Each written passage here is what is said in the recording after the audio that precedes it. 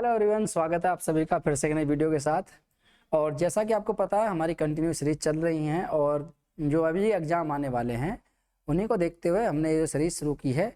देखिए, ये एक ही एग्ज़ाम के लिए यूजफुल नहीं है। आपके जितने भी कॉम्पिटिटिव एग्जाम होते हैं, चाहे वो दिल्ली पुलिस हो, यूपी पुलिस हो, एसएससी हो, एमटीएस हो, सीएचएसएल हो, और ज़्यादातर जो जीएस पूछी जाती है वो देखिए सबसे ज़्यादा जीएस पूछी जाती है वो दिल्ली पुलिस हेड कांस्टेबल वाले एग्जाम में पूछी जाती है। उसमें लगभग कम से कम 50 नंबर की जीएस आती है, 50 नंबर की पूरा देखिए सिलेबस हमने बता चुके हैं हम उसमें क्लास में। तो ये सभी के लिए एक यूजफुल एक सीरीज है, आप इसको देखिए। ठीक है, आप हमारे साथ जुड़े रहिए, बने रहिए अपनी बेहतर तैयारी के लिए। और देखिए, अभी तो आपको लग रहा होगा कि पता नहीं क्या चल रहा है, ये पता नहीं क्या है क्या नहीं है। ठीक है, थोड़ा बोरिंग सा लग रहा होगा। और देखिए, मैं ये बता रहा हूँ कि आप जब इन चीज़ों को सीरियसली होकर के पढ़ने लगोगे तो देखिए ये चीज़ें आपके समझ में आने लग जाएंगी और अच्छे तरीके से। तिथि बाई तिथि आपकी समझ में आने लग जाएंगी, कौन सी तिथि कब क्या है हुआ था। ठीक है, और कभी भी चीज़ों को रटो नहीं। देखिए, रटने से क्या होता है, रटने से आप एक दिन याद रहेगा, 2 दिन याद रहेगा, लेकिन तीसरे दिन आप उस चीज़ को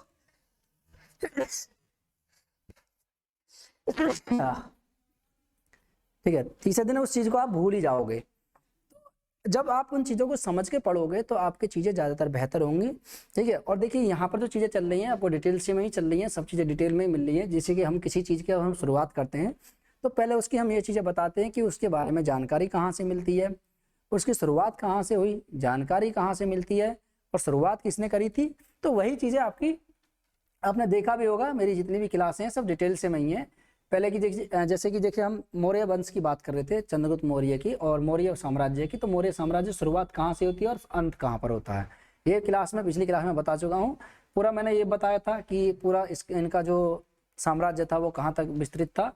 जानकारी के स्रोतों की बात करी थी इसमें मैंने कि जानकारी के स्रोत कहाँ कहाँ से जानकारी के स्रोत मिलते हैं, पाए गए हैं और क्या हमें जानकारी देते हैं, इस पिछली क्लास में हम इनके बारे में बात कर ही चुके हैं। ठीक है, और ये वनडे एग्जाम के लिए भी यूजफुल है और आपके जो भी एग्जाम होते हैं, कॉम्पिटिटिव एग्जाम या आपके लिखित एग्जाम होते हैं, उनके लिए भी काफ़ी यूजफुल है। तो आप हमारे साथ जुड़े रहिए। चलिए तो शुरू करें बिना किसी देरी के आज अपने टॉपिक पे। ठीक है, कल जो हमने क्लास छोड़ी थी तो वो चंद्रगुप्त यहाँ पे इसके जानकारी के स्रोतों को लेकर के ही क्लास समाप्त की थी। आज की जो हमारी क्लास है वो मौर्य का शासनकाल 322 से लेकर के 298 ईसा पूर्व। ठीक है, चलिए शुरू करें बिना किसी देरी के। चलता है, देखिए चंद्रगुप्त मौर्य का पहले हम देखते हैं शासनकाल कहाँ से शुरू होता है। ये शुरू होता है 322 से। कहाँ से शुरू होता है जी? 322 से शुरू होता है। 322 ईसा पूर्व से लेकर के 298 ईसा पूर्व तक चंद्रगुप्त मौर्य का शासनकाल शुरू होता है। ये चंद्रगुप्त मौर्य को चाणक्य ने राजकार्य की शिक्षा दी। किसकी शिक्षा दी थी जी? यानी राजकार्य के बारे में जितना भी कुछ भी सिखाया था वो चाणक्य के द्वारा ही इनको शिक्षा दी गई थी। इसलिए चाणक्य को चंद्रगुप्त मौर्य का राजनीतिक गुरु माना जाता है। क्या माना जाता है? राजनीतिक गुरु। राजनीतिक गुरु माना जाता है चाणक्य को। ठीक है, राजनीतिक गुरु इसका चंद्रगुप्त मौर्य का। तो चंद्रगुप्त मौर्य के जो राजनीतिक गुरु थे उनका नाम था चाणक्य। चाणक्य को अन्य नामों से भी जाना जाता है, जैसे विष्णुगुप्त। ठीक है, विष्णुगुप्त और कौटिल्य। ठीक है, मैंने कल क्लास में बताया था कि कौटिल्य का अर्थशास्त्र। तो चाणक्य को कौटिल्य और विष्णुगुप्त के भी नाम से जाना जाता है। और इन दोनों की मुलाकात कहाँ पर हुई थी? तो इन दोनों की मुलाकात एक वन में होती है। कहाँ पर होती है? वन में। मैंने बताया था कि राजकीलम खेल खेलते समय। ठीक है, राजकीलम खेल खेलते समय इन दोनों की मुलाकात होती है। ये राजकीलम खेल रहे होते हैं और जब चाणक्य का अपमान कर दिया जाता है घनानंद के द्वारा, तो उसी समय ये भी वन से निकल कर जा रहे होते हैं। तब इनकी मुलाकात एक प्रतिभा देख करके ये मोहित हो जाते हैं और बाद में इनको खरीद कर ले जाया जाता है।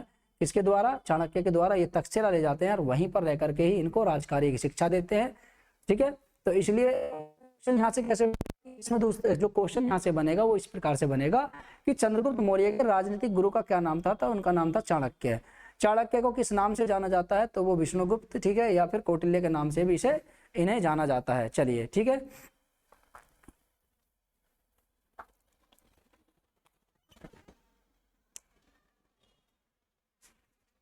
थोड़ा सा चलिए, ठीक है। तो किस नाम से जाना जाता है? चाणक्य और विष्णुगुप्त, कौटिल्य, ठीक है, और विष्णुगुप्त। इन्होंने एक पुस्तक लिखी थी अर्थशास्त्र। ठीक है, इनका आता भी है अर्थशास्त्र। ठीक है, चाणक्य का अर्थशास्त्र। और ये जो पुस्तक है पूरी तरीके से राजनीति पर आधारित पुस्तक है। ठीक है, लोक प्रशासन पर आधारित पुस्तक है। किस पे है? लोक प्रशासन पर आधारित पुस्तक, ठीक है, याद रखना, लोक प्रशासन पर आधारित पुस्तक, ठीक है, लोक प्रशासन पर आधारित पुस्तक है चाणक्य का अर्थशास्त्र, ठीक है। चंद्रगुप्त को यूनानी ग्रंथ में सेंड्रोकोटस कहा जाता है, ठीक है, सेंड्रोकोटस कहा जाता था, ठीक है। किससे? यूनानी ग्रंथों में इसके अन्य नाम का उल्लेख मिलता है, तो यूनानी ग्रंथों में इसे एंड्रोकोटस, ठीक है, एंड्रोकोटस नाम की बात करें तो चंद्रगुप्त मौर्य के एंड्रोकोटस और सेंड्रोकोप्टस, ठीक है, सेंड्रोकोप्टस नामों का भी इसमें उल्लेख मिलता है।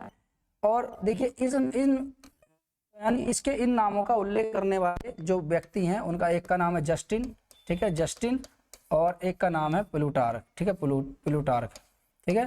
तो प्लूटार्क एवं जस्टिन ये इन नामों का उल्लेख करते हैं और यूनानी ग्रंथों में इसे पारसिक भी बताया गया है।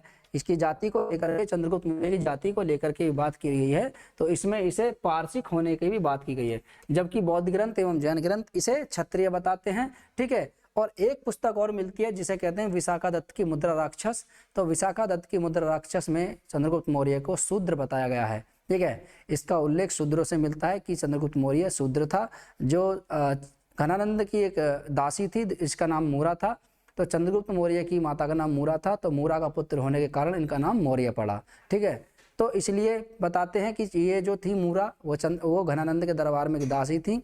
ये भी माना जाता है कि चंद्रगुप्त मौर्य के पिता का नाम घनानंद था, ठीक है। तो अलग अलग तथ्य हैं, अलग अलग मत हैं, सभी को दर्शाते हैं। चलिए आगे नेक्स्ट। चंद्रगुप्त मौर्य 322 ईसा पूर्व में मगध का शासक बना, ठीक है। कब बना था मगध का? 322 ईसा पूर्व में मगध का शासक बना। देखिए राज्याभिषेक हुआ था 322 में।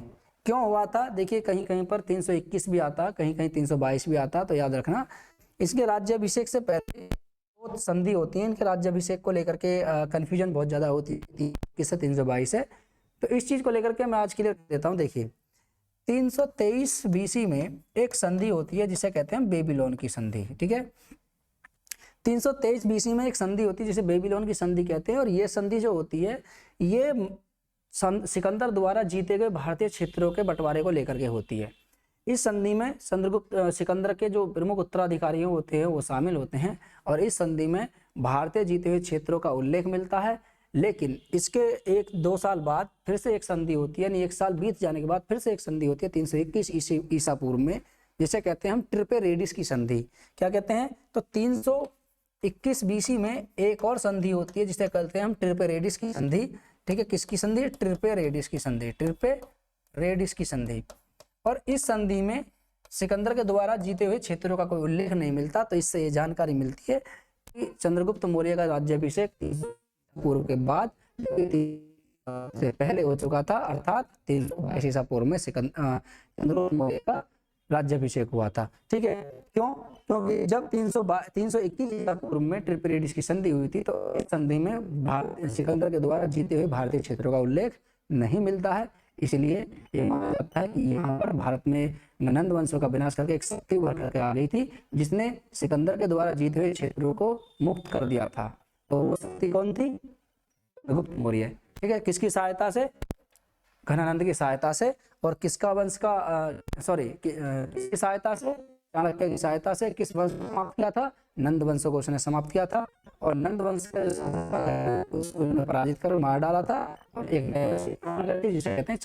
जिसे कहते हैं मौर्य वंश, ठीक है। आगे बात करें, देखिए आगे इसका शासनकाल 322 ईसा पूर्व से लेकर के 298 ईसा पूर्व के बीच, ठीक है। शासनकाल कितना था इनका? शासनकाल था 322 ईसा पूर्व से लेकर के 298 ईसा पूर्व, ठीक है। 298 ईसा पूर्व की अगर यहाँ पे बात करी जाए तो इन जो मृत्यु होती है गुप्त मौर्य की वो 298 ईसा पूर्व में होती है। कब होती है? 298 ईसा पूर्व में। कहाँ पर होती है? देखिए मृत्यु बात करें तो ये कर्नाटक के श्रवणबेलगोला में, कर्नाटक के, ठीक है। शायद आपको ये दिख नहीं रहा होगा, मैं 2 साल कर लेता हूँ, ठीक है। देखिए कर्नाटक के श्रवणबेलगोला में कहाँ होती है? श्रवण, ठीक है, बेलगोला, ठीक है। जब मैंने जैन धर्म पढ़ाया था तो वहां मैंने बताया था कर्नाटक के श्रवणबेलगोला में ही इनकी मृत्यु होती है। किसकी? चंद्रगुप्त मौर्य की मृत्यु होती है श्रवणबेलगोला में, कर्नाटक के श्रवणबेलगोला में। ठीक है, कहाँ होती है? कर्नाटक के श्रवणबेलगोला में इनकी मृत्यु होती है। 298 ईसा पूर्व में हुआ क्या था कि मगध में 12 साल का अकाल पड़ा था। उस 12 साल का अकाल पड़ा था चंद्रगुप्त मौर्य के शासनकाल में, और यहाँ पर परिस्थितियाँ विपरीत हो गई थी, कठिन परिस्थितियाँ आ गई थी। तो इसको देखते हुए जो भद्रबाहु थे अपने अनुयायियों को लेकर के कहाँ चले गए थे? दक्षिण भारत चले गए थे, और इनके साथ में चंद्रगुप्त मौर्य भी गए थे। चंद्रगुप्त मौर्य जैन धर्म के अनुयायी थे, इसलिए इनके साथ में अपने बेटे बिंदुसार के पक्ष में राजपाट त्याग करके कहाँ चले गए थे? श्रवणबेलगोला कर्नाटक चले गए थे, और वहीं पर सल्लेखना विधि से इन्होंने अपने प्राण त्याग दिए। विधि से सल्लेखना जैनियों की एक विधि होती है जिसमें बिना खाए पिए अपने प्राण त्यागते हैं। ठीक है, चलिए, तो 298 चंद्रगुप्त मौर्य ने सेल्यूकस के विरुद्ध युद्ध किया। ठीक है, कब हुआ था ये? 304 बीसी में एक युद्ध हुआ था। 304 बीसी में युद्ध हुआ था सेल्यूकस निकेटर के साथ, और सेल्यूकस निकेटर के साथ युद्ध हुआ था। तो इस युद्ध में सेल्यूकस की हार हुई थी। ठीक है, हार हुई थी। जब सेल्यूकस की हार हुई थी तो बदले में सेल्यूकस को संधि के तौर पर, ठीक है, अपनी पुत्री हेलेना का विवाह चंद्रगुप्त मौर्य के साथ करना पड़ा, और बदले में एक राजदूत चंद्रगुप्त मौर्य के दरबार में भेजा। ठीक है, भेजना पड़ा था उस समय। तो राजदूतों की जो प्रथा प्रारंभ होती है वो यहीं से प्रारंभ होती है। अभी तक कोई राजदूत नहीं आता है, लेकिन राजदूतों की प्रथा प्रारंभ होती है चंद्रगुप्त मौर्य के काल से ही। ठीक है, तो चंद्रगुप्त मौर्य के समय में यानी दरबार में एक राजदूत आया था जिसका नाम था मेगस्थनीज। अभी मेगस्थनीज आ गए हैं। तो 304 बीसी में सेल्यूकस से युद्ध होता है, सेल्यूकस निकेटर और चंद्रगुप्त मौर्य का युद्ध होता है, जिसमें सेल्यूकस निकेटर की हार होती है। संधि होती है। इस युद्ध के बाद संधि होती है 303 बीसी में। कब होती है? 303 बीसी में संधि होती है, और इस संधि में, ठीक है, चंद्रगुप्त मौर्य बदले में सेल्यूकस निकेटर को 500 हाथी देता है, क्योंकि मगध का जो क्षेत्र था, ठीक है, मगध के आसपास वाला क्षेत्र थे, यहाँ पर जंगल बहुत ज्यादा पाए जाते थे और वन ज्यादा थे, और इन वनों में जंगली जो हाथी होते थे इनकी मात्रा ज्यादा थी। तो हाथियों पर किसका नियंत्रण होता था? यानी जिस पूरी संपत्ति पे एक राजा का अधिकार होता था। तो इसलिए बदले में 500 हाथी देते हैं, और ये जो हेलेना का विवाह करता है किसके साथ? चंद्रगुप्त मौर्य के साथ, जिससे एक जस्टिनियन का पुत्र पैदा होता है। ठीक है, चलिए, तो 303 में एक संधि होती है। संधि में, ठीक है, ये चीजें होती हैं। उसके बाद मेगस्थनीज चंद्रगुप्त मौर्य के आया, अभी मैंने बताया था। ठीक है, सेल्यूकस निकेटर के द्वारा इसका 299 बीसी तक ये चंद्रगुप्त दरबार में रहता है। कब से? 304 से लेकर के 303 बीसी से लेकर के 299 बीसी तक ये चंद्रगुप्त मौर्य के दरबार में रहता है। ठीक है, चलिए आगे।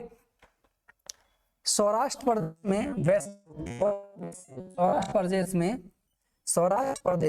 प्रदेश में वैश्य गुप्त के राज्यपाल के रूप में कार्य कर रहा था। ठीक है, कार्य कर रहा था। और ये वैश्यगुप्त मैंने क्यों लिखा है? देखिए, गुजरात के सौराष्ट्र में इन्होंने सुदर्शन झील का निर्माण कराया था। किसका? सुदर्शन झील। ठीक है, देखिए, सुदर्शन झील का निर्माण कराया था। और सुदर्शन झील का निर्माण किसके द्वारा कराया था? पुष्यगुप्त के द्वारा।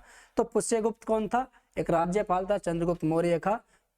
और जब चंद्रगुप्त मौर्य का एक राज्यपाल था तो इसी ने ही सुदर्शन झील का निर्माण कराया था। और इस झील के बारे में जो हमें जानकारी मिलती है वो कहाँ से मिलती है? रुद्रा दामन का जूनागढ़ अभिलेख से। रुद्रा दामन का, ठीक है, तो इसके बारे में यानी सुदर्शन झील के बारे में जानकारी हमें कहाँ से मिलती है? रुद्रा दामन के जूनागढ़ अभिलेख से। रुद्र दामन के जूनागढ़ अभिलेख से जानकारी मिलती है कि ये निर्माण कराया गया था। वैसे चंद्रगुप्त मौर्य का ही नाम आता है कि चंद्रगुप्त मौर्य ने सुदर्शन झील का निर्माण करवाया था। कहाँ? सौराष्ट्र में। तो पूछा जाता है क्वेश्चन इसका, बहुत सारे लोगों ने बाद में जाकर के पुनर्निर्माण भी कराया था। तो सुदर्शन झील का निर्माण किसके द्वारा कराया गया था? पुष्यगुप्त के द्वारा कराया गया था। पुष्यगुप्त कौन था? ये राज्यपाल था चंद्रगुप्त मौर्य का, जो सौराष्ट्र में नियुक्त था। ठीक है, इसके बारे में हमें कहाँ से जानकारी मिलती है? तो रुद्रदामन के जूनागढ़ अभिलेख से। और ये रुद्रदामन कौन था? ये शक शासक रुद्रदामन था, जो 130 से लेकर के 150 ईडी तक इसने शासनकाल किया था, एडी। तो ये जो निर्माण किया था रुद्रदामन का जूनागढ़ अभिलेख, तो इस अभिलेख का निर्माण किया गया था 150 एडी में। कब किया गया था जी? 150 एडी में। चलिए, जानकारी हमें यहीं से मिलती है इसके बारे में। नेक्स्ट,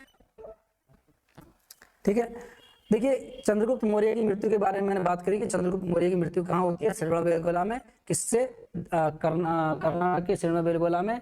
और इनकी जो मृत्यु होती है वो किस विधि से होती है? संलेखना विधि से, याद रखना, विधि से अपने प्राण त्याग देते हैं। अगला जो शासक आता है चंद्रगुप्त मौर्य के बाद, ठीक है, नाम है इनका बिंदुसार। क्या नाम है? बिंदुसार।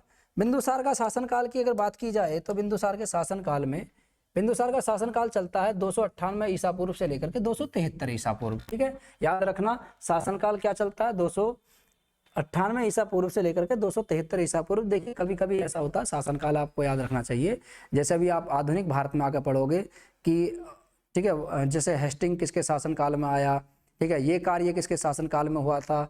तो जब आप याद रखोगे एक सीरीज को कि शुरुआत कहाँ से करी थी इसने अपने शासनकाल की और इसका अंत कहाँ तक होता है इसके शासनकाल का, तो वहाँ तक आप जिसे बीच में गैप में कोई आ रहा है, जैसे 1616 में कौन आया, 1617 में इन्होंने क्या किया था, ठीक है, डच कब आए, ठीक है, पुर्तगाली कब आए, तो ये सब चीज़ें जो है ना याद रखनी चाहिए आपको, ठीक। ये चीज़ें जब आप उनके कार्यकाल को रखोगे, जैसे आता है कि जमोरिन जब वहाँ का शासक था कालीकट का, जब ये वास्को डी गामा कालीकट के बंदरगाह पर उतरा था तो उस समय शासक कौन था वहाँ का, तो ये सब चीज़ें पूछी जाती हैं, सब चीज़ें कभी कभी पूछ लेता। तो आजकल जो क्वेश्चन जो पैटर्न है इसका वो थोड़ा चेंज होता जा रहा है। अब नॉर्मल क्वेश्चन पूछने का जमाना नहीं रहा है, क्वेश्चन घुमा फिरा के पूछे जाते हैं, जैसे कि बच्चे एक दो बार तो सोचते हैं कि इसका आंसर क्या होगा, ये तो मैंने पढ़ा था लेकिन पता नहीं क्या हो रहा है, ठीक है, जब हमने पढ़ा था तो उसका ऑप्शन कुछ और था, यहाँ तो कुछ ऑप्शन दे रखा अलग, तो ये चीज़ें आती हैं तो आप उसको ध्यान रखिए। और देखिए कुछ चीज़ें ऐसी होती हैं कि यहाँ पर छोड़ भी दी जाती है तो आप उनको भी साइड से होकर के करते रहिए। चलिए, तो 298 ईसा पूर्व से 273 ईसा पूर्व, ठीक है, चंद्रगुप्त के बाद बिंदुसार मगध का शासक बना, ठीक है, कौन बना था? मगध का शासक था, ठीक है। और ये जो बिंदुसार था ये चंद्रगुप्त की पत्नी दुर्धरा, नाम था इसका दुर्धरा, तो दुर्धरा का पुत्र था। किसका था? दुर्धरा, ठीक है, याद रखना जी, ठीक है। तो ये दुर्धरा का पुत्र था। चंद्रगुप्त की दो पत्नियां थी, एक का नाम था हेलेना, ठीक है, हेलेना, और एक का नाम था दुर्धरा, ठीक है। हेलेना से जो पुत्र प्राप्त था इसका नाम था जस्टिन, पूछा जाता है, याद रखना जस्टिन, ठीक है। और इससे जो पुत्र प्राप्त था इसका नाम था बिंबिसार, ठीक है, सॉरी बिंदुसार, बिंबिसार नहीं, बिंबिसार तो हर्यक वंश का शासक था, इसका नाम था बिंदुसार, जो ऊपर लिखा हुआ है बिंदुसार, ठीक है, बिंदुसार। तो ये इसकी पत्नी दुर्धरा का पुत्र था। चंद्रगुप्त के बाद बिंदुसार मगध का शासक बना। मैंने बताया था शासक क्यों बना, 298 बीसी में कर्नाटक चला जाता है अपने पुत्र के पक्ष में प्राण त्याग कर, राजपाट त्याग करके। आप चित्र देख सकते हैं, ठीक है, बिल्कुल भगवान राम जैसी चित्र दिख रही है, ठीक है, तो याद रखना, ठीक है, बिल्कुल उन्हीं के अंश दिखाई दे रहे हैं, तो याद रखना ये पिक्चर है, पिक्चर से भी आपकी चीजें काफी क्लियर होती हैं। इसे अमित्र घात या अमित्र चेटस के नाम से भी जाना जाता है। अमित्र घात का मतलब होता है शत्रुओं का नाश करने वाला। किसका? शत्रुओं का नाश करने वाला, ठीक है।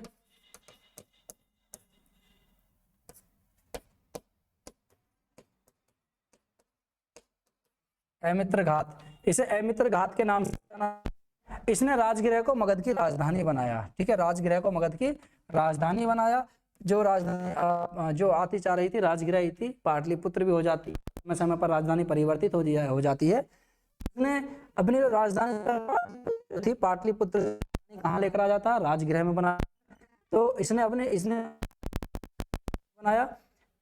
देखिए इसमें हुआ क्या था कि सीरिया का एक शासक था, ठीक है, सीरिया के शासक ने इसके दरबार में एक राजदूत भेजा जिसका नाम था डाईमेकस, ठीक है, डाईमेकस, ठीक है।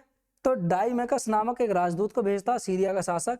सीरिया के शासक ने इसके दरबार में ठीक है, डाईमेकस नामक एक राजदूत को भेजा। उसके बाद देखिए एक मिस्र का शासक था, नाम था इसका टॉलमी द्वितीय फिलाडेल्फस, ठीक है, मिस्र के शासक का नाम था टॉलमी, ठीक है, मिस्र का जो शासक था उसका नाम था टॉलमी द्वितीय फिलाडेल्फस, ठीक है, कौन था? फिलाडेल्फस, ठीक है, टॉलमी द्वितीय फिलाडेल्फस मिस्र का। और ये मुझे लग रहा कलर दिख नहीं रहा है, ठीक है, चलिए मैं दूसरा कलर लेता हूँ, ठीक है, थोड़ा लाइट सा कलर। तो ये शासक था टॉलमी द्वितीय फिलाडेल्फस, ठीक है,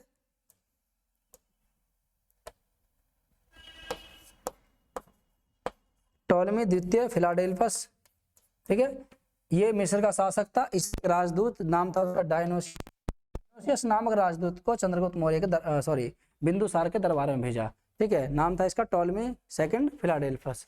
आगे चलिए इसकी, ठीक है, बिंदुसार के जो थे दो प्रधानमंत्री थे, ठीक है, बिंदुसार के 2 प्रधानमंत्री थे, एक का नाम था चाणक्य और दूसरे का नाम था खट्टालक। ठीक है, खट्टालक जो है बाद में इसका प्रधानमंत्री बनता है। ठीक है, तो चंद्रगुप्त बिंदुसार के 2 प्रधानमंत्री थे, एक का नाम था चाणक्य। ठीक है, पहले चाणक्य इनके प्रधानमंत्री रहे। ठीक है, उसके बाद खट्टालक दूसरा बनता है। तो पहले तो कौन थे? चाणक्य। ठीक है, चाणक्य, पहले चाणक्य इसके जो वो रहते हैं। ठीक है, चाणक्य, और दूसरा बनता है खट्टालक। ठीक है, खट्टालक। तो 2 इसके प्रधानमंत्री होते हैं, पहला चाणक्य बनते हैं, दूसरे खट्टालक बनते हैं। जैसे अशोक, सम्राट अशोक के प्रधानमंत्री बनते हैं, पहले खट्टालक होता है, जो इसके पिता का प्रधानमंत्री होता है वही प्रधानमंत्री इनका बनता है, लेकिन बाद में जाकर के राधागुप्त एक व्यक्ति होता है जो इसके प्रधानमंत्री बनते हैं अशोक के। ठीक है, चलिए आगे नेक्स्ट। याद रखना कब इनकी मृत्यु होती है? 273 BC में इनकी मृत्यु हो जाती है और पिता की मृत्यु के बाद अशोक, सम्राट अशोक बनते हैं। और चलिए अभी उसके बारे में बात करेंगे आगे नेक्स्ट। चलिए देखिए आगे जो नेक्स्ट क्लास है, सॉरी नेक्स्ट टॉपिक है वो हमारा अशोक, सम्राट अशोक। ठीक है, शासनकाल की बात करें तो देखिए इनका जो शासनकाल होता है वो होता है, अशोक का शासनकाल 273 BC से लेकर के कहाँ तक? 232 BC। ठीक है, 273 BC से लेकर के 232 BC। ठीक है, आप देख सकते हैं इनकी इमेज, आप देखिए यहाँ पे आपको दिखाई देंगे सम्राट अशोक, देखिए रहे। ठीक है, चलिए शुरू करें।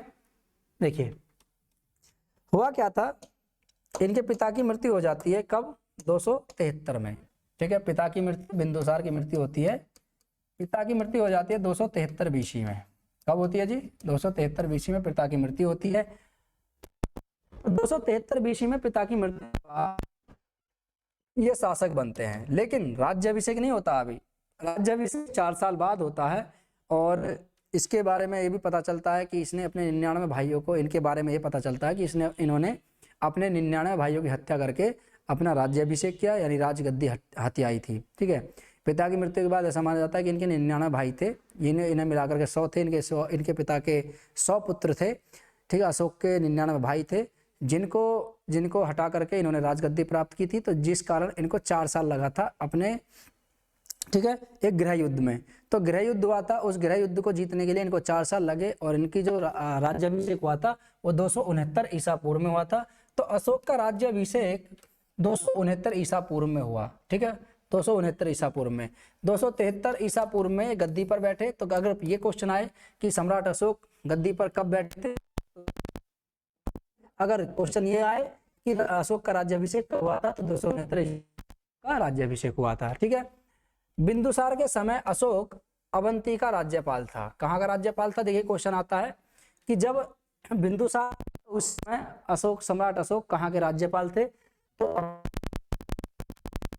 मध्य प्रदेश, उज्जैन। ठीक है, राजधानी उज्जैन। तो उज्जैन अवंती का राज्यपाल थे। देखिए हुआ क्या था, जब बिंदुसार था, तो बिंदुसार के समय में ही, जब बिंदुसार थे तो उनके समय में तक्षशिला में एक विद्रोह होता है। विद्रोह किसके द्वारा किया जाता है? अमात्यों के द्वारा। तो अशोक ने तक्षशिला में हुए विद्रोह को दबाने के लिए, ठीक है, सॉरी, बिंदुसार ने तक्षशिला में हुए विद्रोह को दबाने के लिए अपने पुत्र अशोक को भेजा और इन्होंने शांतिपूर्वक उस विद्रोह को दबा दिया था। ठीक है, और विद्रोह किसके द्वारा किया गया था? अमात्यों के द्वारा। जो अमात्य थे, ठीक है, जो अमात्य थे, तो अमात्यों के द्वारा ये विद्रोह हुआ था। इस विद्रोह को दबाने के लिए अशोक को भेजा गया और अशोक की यहाँ पर कुशलता और रणनीति को देख करके, ठीक है, किसने फिर बाद में जाकर के इनको क्या बना दिया जाता है? शासक बना दिया जाता है। ठीक है, इनके पिता की मृत्यु के बाद यही शासक बनते हैं। अशोक के अभिलेखों में इसे देवानापिय यानी देवताओं का प्रिय, प्रियदर्शी तथा राजा आदि नाम का उल्लेख में मिलता है। ठीक है, अशोक के अभिलेखों में, ठीक है, यानी इनके अभिलेखों में इनका जो नाम मिलता है, अशोक के अलावा जो नाम मिलते हैं, कौन कौन से नाम का उल्लेख मिलता है? देखिए इनके नामों की अगर बात की जाए, अशोक के नामों की, तो देखिए अशोक के जो नाम है तो वो कौन कौन से नामों का उल्लेख मिलता है? ठीक है, प्रिय, देवानापिय, ठीक है, देवानापिय, प्रियदर्शी तथा राजा। ठीक है, राजा आदि उपाधियों का से सम्मानित इन्हें किया जाता है। मस्की तथा गुर्जरा अभिलेखों में इसका नाम का जो उल्लेख मिलता है, ठीक है, अशोक नाम का उल्लेख मिलता है। तो इनके 2 अभिलेख ऐसे हैं जिनमें अशोक नाम का उल्लेख मिलता है, मस्की तथा गुर्जरा। तो 2 अभिलेख हैं, एक अभिलेख ये रहा मस्की, तो दूसरा अभिलेख है गुर्जरा। तो इन अभिलेखों में इसके अशोक नाम का उल्लेख मिलता है। ठीक है, याद रखना। पुराणों में इसे अशोक वर्धन कहा गया है। ठीक है, पुराणों में जो कहा गया है इन्हें अशोक वर्धन कहा गया है, इसमें याद रखना, पुराणों में इन्हें अशोक वर्धन कहा गया है। ठीक है, पुराण जो है उनमें इन्हें अशोक वर्धन कहा गया है। अशोक ने 261 ईसा पूर्व में, ठीक है, अशोक ने 261 ईसा पूर्व में कलिंग पर आक्रमण किया अपने राज्याभिषेक के। ठीक है, कब हुआ था? 269 ईसा पूर्व, 269 ईसा पूर्व में इनका राज्याभिषेक हुआ। कब हुआ था? 269 ईसा पूर्व में, 269 ईसा पूर्व यानी ईसा पूर्व में इनका राज्याभिषेक हुआ था। तो राज्याभिषेक के 8 वर्ष बाद, 8 वर्ष बाद, ठीक है, 9वें वर्ष, ठीक है, 9वें वर्ष इन्होंने कलिंग पर आक्रमण किया। और कलिंग पर जब आक्रमण किया था इन्होंने बहुत ज्यादा नरसंहार बचाया उस युद्ध में। और इसी युद्ध में ऐसा माना जाता है कि एक बौद्ध भिक्षु नाम था इनका उपगुप्त जब भी आए थे, ठीक है, तब वो तिब्बत वाले क्षेत्र से निकल कर आ रहे थे, वो सीधा कलिंग वाले क्षेत्र में पहुंचे। ठीक है, कलिंग वाले क्षेत्र में पहुंचे और वहीं जाकर के इन्होंने अशोक से पूछा कि तुम्हें इन सब करने से क्या कुछ फायदा हुआ है, कुछ मिला है? तो हमने इतने जीवों की हत्या करी है। तो इसको देख करके इन्होंने जो बाद में उपगुप्त ने इनको बौद्ध धर्म की दीक्षा भी दी थी। और इन्होंने इसी समय पे 261 ईसा पूर्व में युद्ध नीति को त्याग करके एक नीति चलाई थी जिसे कहते हैं धम्म की नीति। तो धम्म नीति का इन्होंने पालन किया। ठीक है, 261 ईसा पूर्व इन कलिंग का जो युद्ध हुआ था ये अशोक का पहला और अंतिम युद्ध था। तो 261 ईसा पूर्व के बाद इन्होंने युद्ध नीति को त्याग दिया और इसके स्थान पर एक नीति चलाई थी धम्म की नीति। ठीक है, तो देखिए अगर क्वेश्चन पूछ लिया जाए कि धम्म की नीति किसके द्वारा प्रारंभ की गई थी, तो अशोक के द्वारा। पूछा जाए कि अशोक ने धम्म नीति कब प्रारंभ की थी, तो कलिंग युद्ध के बाद। कब की थी? कलिंग युद्ध के बाद। ठीक है, अशोक ने धम्म का ये धम्म है, ठीक है, धम्म, अशोक ने धम्म का पालन किया। किसका? धम्म का। ठीक है, इसी युद्ध के बाद अशोक ने धम्म का पालन किया। धम्म का अर्थ होता है प्रजा का नैतिक उत्थान करना। जब इन्होंने उपगुप्त ने जब इन्हें शिक्षा दी थी, दीक्षा दी थी बौद्ध धर्म की, तो उन्होंने प्रजा के हित को लेकर के ही बात की थी। और इन्होंने इस चीज को लेकर कहा जीवों पर क्या करना चाहिए? दया करनी चाहिए। जितने भी जीव हैं और प्रजा को अपनी संतान समझनी चाहिए। ठीक है, उस चीज को लेकर के फिर इनका मन परिवर्तित हुआ, मन द्रवित हो गया था, परिवर्तित हो गया और इन्होंने युद्ध की नीति को पूरी तरीके से त्याग दिया। और इसका वर्णन हमें कहाँ मिलता है? 13वें शिलालेख में। ठीक है, 13वें शिलालेख में इसका उल्लेख मिलता है।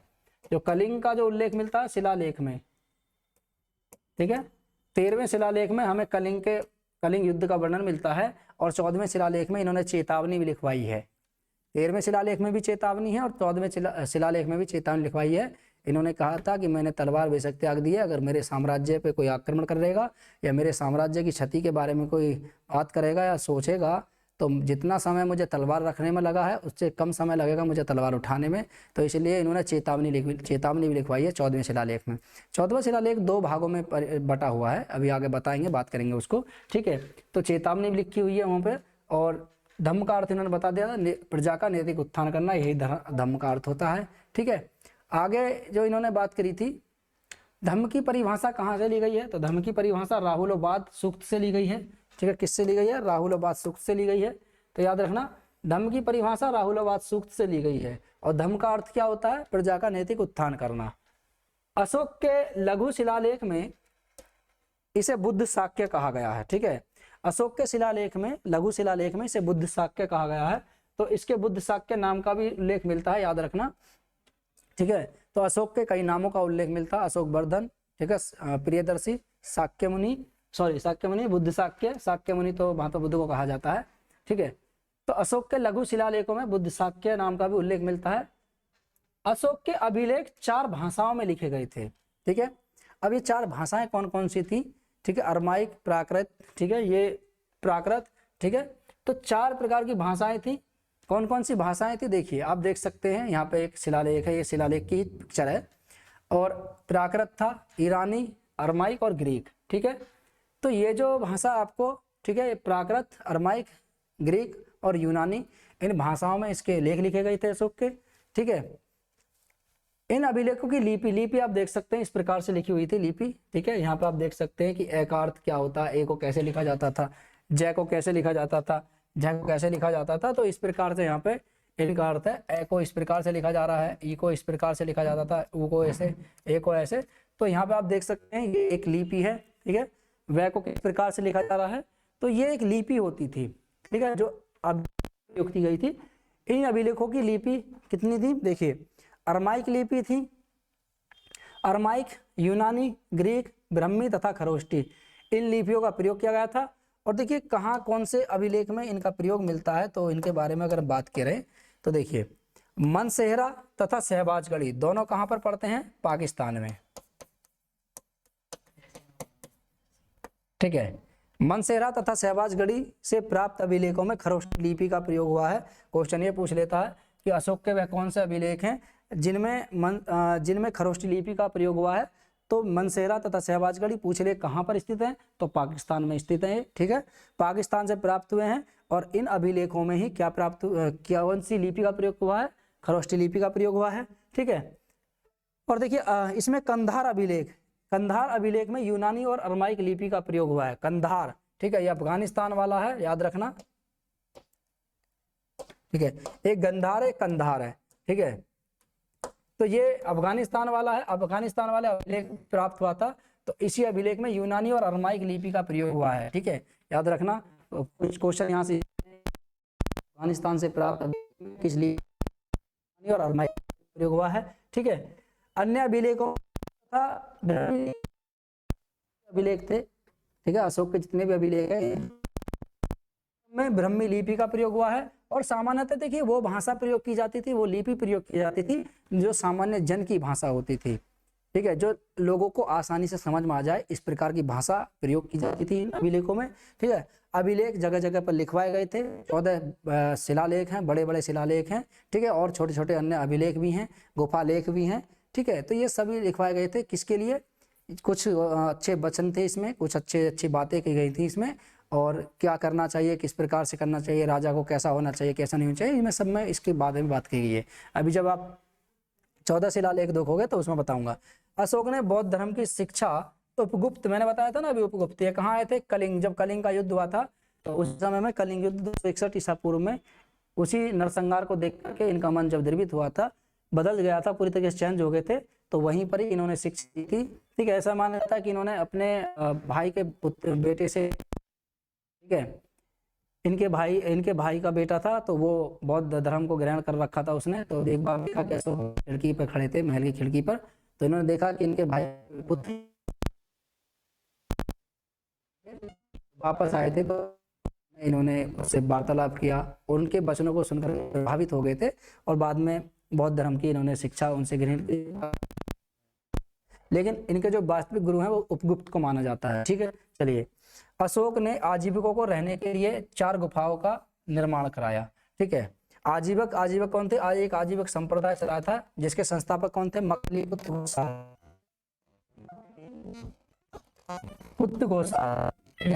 मकलीपुत्र घोषाल, ठीक है, ये आजीवक संप्रदाय के संस्थापक थे। मैंने बताया था कि जब महावीर स्वामी ज्ञान प्राप्ति की तलाश में निकले थे, तो 6 साल तक यूं ही भटकते रहे, तो 6 साल जब नहीं घूमते फिरते रहे, तो उनके साथ 6 साल तक मकलीपुत्र घोषाल रहे। दोनों में फिर किसी बात को लेकर के मतभेद हो जाता है, और मकलीपुत्र घोषाल अपना एक नया संप्रदाय चलाते हैं, जिसे कहते हैं आजीवक संप्रदाय। तो उन्हीं आजीवक संप्रदायों के आजीवकों के लिए, जो आजीवक संप्रदाय के सदस्य थे, जो उनसे जुड़े हुए थे, उनके लिए अशोक ने 4 गुफाओं का निर्माण कराया, ठीक है। आगे, अशोक की माता का जो नाम मिलता है सुभद्रांगी, ठीक है, अशोक की माता के कई नामों का भी उल्लेख मिलता है, पासादिका है, सुभद्रांगी है, ठीक है, तो कई नामों का उल्लेख मिलता है, लेकिन यहाँ पे अशोक की माता का जो नाम मिलता है वो सुभद्रांगी, ठीक है, सुभद्रांगी इनकी माता का नाम का उल्लेख मिलता है, ठीक है, याद रखना। अशोक की माता का नाम क्या है, सुभद्रांगी। अशोक ने बौद्ध धर्म के प्रचार के लिए अपने पुत्र का नाम क्या था, महेंद्र, क्या नाम था, महेंद्र, और पुत्री का नाम क्या था, संघमित्रा, ठीक है। 2 पुत्री थी इनकी, एक संघमित्रा, एक चारुमिता, ठीक है। एक तो थी चारुमती यानी चारुमिता, और एक थी संघमित्रा। तो पुत्र और पुत्री यानी दोनों, अपने पुत्र और पुत्री दोनों को ही इन्होंने कहाँ भेजा था, श्रीलंका भेजा था, किसके लिए, बौद्ध धर्म के प्रचार प्रसार के लिए। देखिए, अपने पुत्र पुत्रियों को तो भेजा था, इसके साथ साथ इन्होंने अन्य व्यक्तियों को भी किसमें भेजा था, बौद्ध धर्म के प्रचार प्रसार के लिए, ठीक है। कहाँ भेजा था, अन्य देश में। चलिए, तो कहाँ भेजा, श्रीलंका भेजा। भारत में शिलालेखों का प्रचलन अशोक के द्वारा ही किया गया था। शिलालेख जो प्रचलित हुए थे भारत में, उनका प्रचलन किसके द्वारा किया गया था, अशोक के द्वारा सर्वप्रथम शिलालेखों का प्रचलन किया गया था। कहाँ पर? भारत में। ठीक है, आगे नेक्स्ट। अशोक के शिलालेखों की खोज किसने की थी? अशोक के शिलालेखों की खोज सर्वप्रथम 1750 में, ठीक है, नाम था इनका, ठीक है, पौद्रेटी फैनथेलर। ठीक है, पौद्रेटी फैनथेलर ने अशोक के शिलालेखों की खोज करी थी सर्वप्रथम। लेकिन सर्वप्रथम अशोक के शिलालेखों को, अभिलेखों को पढ़ने का जो श्रेय जाता है वो जेम्स प्रिंसेस को जाता है। 1837 में इन्होंने पढ़ा था। तो क्वेश्चन ये भी आता है कि खोज किसने करी थी, और क्वेश्चन ये भी आता है कि इसको पढ़ा किसने था।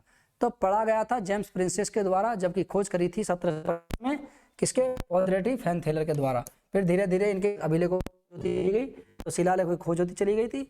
लेकिन इन अभिलेखों पे, यानी शिलालेखों पे जो अभिलेख लिखे हुए थे उनको पढ़ने का श्रेय जाता है 1837 में जेम्स प्रिंसेस को। ठीक है, सब अंग्रेजों ने ही पढ़े थे। चलिए आगे। कौशाम्बी अभिलेख को रानी का अभिलेख भी कहा जाता है। ठीक है, किसे कहा जाता है? तो क्वेश्चन ये भी आता है कि किस अभिलेख को रानी का अभिलेख कहा जाता है? तो कौशाम्बी अभिलेख रानी का आता है। अशोक छोटा स्तंभ लेख रुम्मीदेई अभिलेख है। ठीक है, रुम्मीदेई अभिलेख, रुम्मीदेई कहाँ है? देखिए रुम्मीदेई ये वो स्थान है जहाँ पर महात्मा बुद्ध का जन्म हुआ था। लुम्बिनी से थोड़ा सा 32 किलोमीटर, ठीक है, ये लगभग दक्षिण में है, 32 किलोमीटर दक्षिण है ये रुम्मीदेई। और ये सबसे छोटा अभिलेख रुम्मीदेई अभिलेख। तो ये क्वेश्चन आता है कि अशोक का सबसे छोटा स्तंभ लेख या अभिलेख कौन सा है? नाम रुम्मीदेई। और ये अभिलेख यहाँ पर देखिए, ये इसके बारे में जानकारी क्या मिलती है रुम्मीदेई अभिलेख से? अशोक ने अपने राज्याभिषेक के 20वें वर्ष इस स्थान की यात्रा की थी, और यात्रा की थी तो यहाँ का पूरा कर माफ कर दिया। क्यों? महात्मा बुद्ध की जन्मस्थली थी, इसलिए यहाँ का पूरा कर माफ कर दिया था। और कुछ कर में कमी कर दी गई थी, जो और भी टैक्स थे उनमें कमी कर दी गई थी इसके द्वारा, अशोक के द्वारा। ठीक है, अशोक का 7वां अभिलेख सबसे बड़ा अभिलेख है, सबसे लंबा लेख है। ठीक है, 7वां जो अभिलेख है वो सबसे लंबा अभिलेख है। अशोक के प्रशासन की सबसे छोटी इकाई जो होती थी गोपा कहलाती थी। गोपा जो 10 गांवों पे अधिकार करता था। इसके अंतर्गत 10 गांव आते थे, जैसे कि आप आज कर सकते हैं एक जो ले सकते हैं आप, जैसे हमारा जो वो होता है ब्लॉक, तो ब्लॉक में बहुत सारे गांव आते हैं। ठीक है, उस पर एक अधिकारी होता है, ब्लॉक अधिकारी, आपने सुना होगा। जिले का अधिकारी तो बहुत बड़ा हो गया। ठीक है, लेकिन यहाँ का जो अधिकारी था ये गोपा होता था। कौन होता था? गोपा। तो सबसे जो प्रशासन की सबसे छोटी इकाई गोपा होती थी, और ये 10 गांवों पर राज करता। कितने गांवों पर? 10 गांवों पर। ठीक है, चलिए, तो आज शायद यहीं पे क्लास हमारी, ठीक है, ये लिखा। तो 10 गांवों का प्रशासन संभालता था गोपा। कितने गांवों का? 10 गांवों का, याद रखना। 10 गांवों का प्रशासन कौन संभालता था? गोपा, याद रखना जी, 10 गांवों का। बिक्री कर की दर 10% थी, यानी 1/10 भाग लिया जाता था। ठीक है, 1/10 भाग लिया जाता था, संपूर्ण बिक्री कर का 1/10 भाग। और इनकी देखिए आय जो दर जो थी, राज्य की जो दर थी वो 1/4 से लेकर के 1/4 से 1/6 होती थी। ठीक है, तो 1/4 में 1/6 दर भी पूछ लेता है कभी कभी कि इसमें दर कितनी होती थी। जो किसान फसल उगाते थे, जो भी फसल उगाते थे या कुछ भी कार्य करते थे, उसका 1/6 से लेकर के 1/4 लिया जाता था। ठीक है, तो ये दर थी। तो ये पूरा का पूरा चंद्रगुप्त मौर्य यानी मौर्य वंश से संबंधित आज 3 हमने, ठीक है, 3 शासकों के बारे में पढ़ा। और सबसे सम्राट, सबसे महान, ठीक है, सबसे शक्तिशाली जो सम्राट थे उनका नाम था अशोक। और अब इनके अभिलेखों के बारे में हम कल बात करेंगे नेक्स्ट क्लास में। अभिलेख कौन कौन से, कहाँ कहाँ से प्राप्त हुए हैं, शिलालेख कहाँ से प्राप्त हुए हैं। चल दिए, मिलते हैं नेक्स्ट क्लास में। और उम्मीद करते हैं आपको ये वीडियो आज अच्छी लगी होगी। ठीक है, क्योंकि इसमें पॉइंट टू पॉइंट ही बात की गई है। अब पॉइंट टू पॉइंट ही बात होगी। ठीक है, अब कोई ज़्यादा फालतू के नहीं होगा, केवल पॉइंट टू पॉइंट ही क्लास कराई जाएगी आज के बाद।